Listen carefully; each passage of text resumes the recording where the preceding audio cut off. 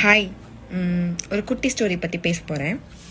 குட்டி ஸ்டோரினோடனே நீங்கள் ஏதோ ஜல்லிக்கட்டை பற்றியோ புல்லுக்கட்டை பற்றியோ பேச போகிறேன்னு யோசிக்க போகிறீங்க.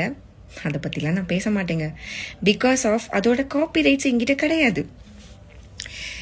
ஓகே, ஒரு மிகப்பெரிய களம்னு சொன்னால் கூட தப்பாயிரும்ல.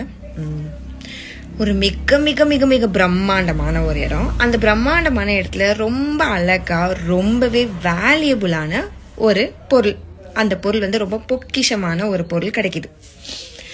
ஸோ அந்த பொருளை அபகரிச்சிருவாங்க அப்படின்னு நமக்கு ஒரு பயம் இருக்கும். ஓகேவா? அந்த அபகரிக்க போகிற நபர் யாருன்னு நமக்கு தெரியும்.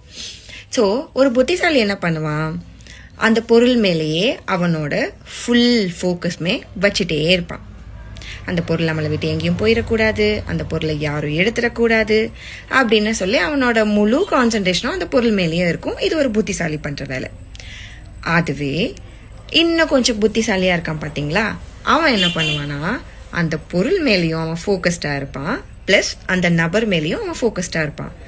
அதுவே அதே இன்னும் அதி புத்திசாலி என்ன பண்ணுவான் அப்படின்னு பார்த்தீங்கன்னா, அவனோட ஃபோக்கஸ்ட் எப்படி இருக்கும்னா, பொருள் மேலே நபர் மேலே சுற்றி 4 டைரக்ஷன்லேயும் அவனோட ஃபுல்லி ஃபோக்கஸ்ட் இருக்கும்.